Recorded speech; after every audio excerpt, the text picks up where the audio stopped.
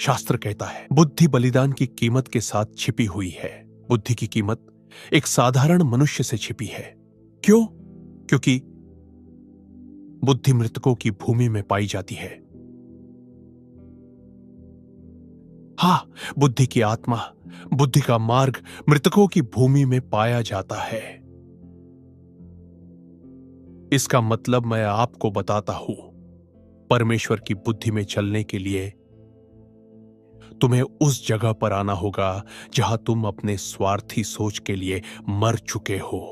कोई भी व्यक्ति परमेश्वर के द्वारा इस्तेमाल नहीं हो सकता जब तक कि वह अपने आप को पूरी तरह समर्पित न करे। आत्मा के मार्ग तुम्हारे अपने मार्ग को निगल लेते हैं। तुम्हारे अपने रास्ते का एक बलिदान होना जरूरी है। जो भी व्यक्ति आत्मा के मार्गों में चलना चाहता है, उसे पहले अपने रास्ते, अपनी इच्छा, अपने विचारों और अपने अहंकार का बलिदान करना होगा। हां, तुम्हें अपनी इच्छा छोड़नी होगी।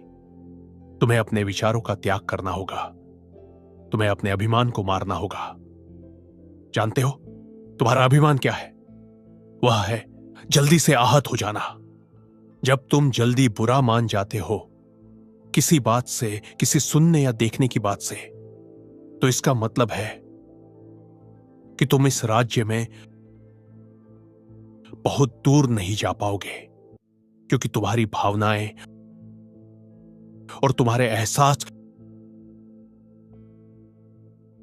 बहुत जल्दी इस संसार के अभिमान से प्रभावित हो जाते हैं। बुद्धि का मार्ग मृतकों की भूमि में पाया जाता है। बुद्धि का मार्ग जीवितों की भूमि में नहीं पाया जाता। इसीलिए दुर्भाग्य से पवित्र आत्मा बहुत से लोगों के साथ काम नहीं कर पा रहा है।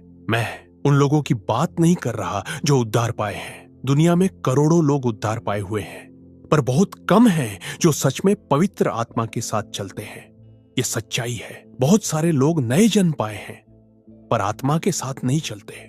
इसीलिए आखिरी दिनों में पवित्र आत्मा केवल कुछ ही लोगों को चुनेगा जो परमेश्वर की इच्छा को पूरा करेंगे। परमेश्वर की आत्मा चल रही है।